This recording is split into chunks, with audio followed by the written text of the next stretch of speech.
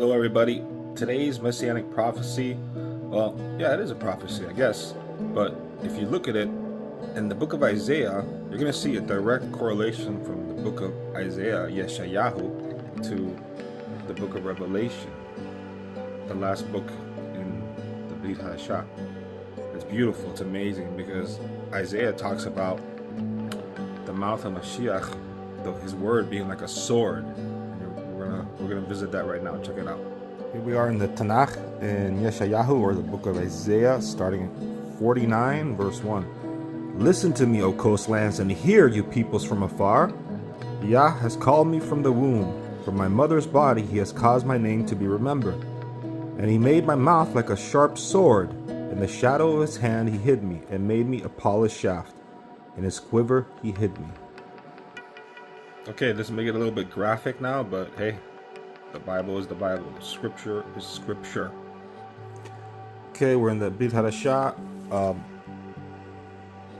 Revelation or Hazon 19, starting at 11. And I saw the Shamayim open, or the heavens open, and there was a white horse. And he who sat on him was called trustworthy and true. And in righteousness he judges and fights. And his eyes were as a flame of fire, and on his head were many crowns, having a name that had been written, which no one had perceived except himself. And having been dressed in a robe dipped in blood, and his name is called the Word of Yah. And the armies in the heavens, dressed in fine linen, white and clean, followed him on white horses. And out of his mouth goes a sharp sword, that with it he should smite the nations, and he shall shepherd them with a rod of iron. And he treads the winepress of the fierceness and the wrath of El Shaddai.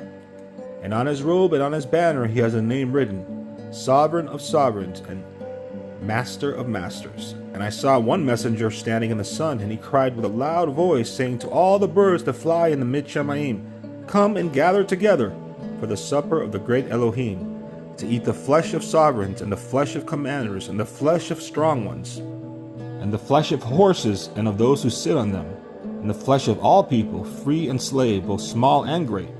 And I saw the beast and the sovereigns of the earth, and their armies gathered together to fight him who sat on the horse and his army.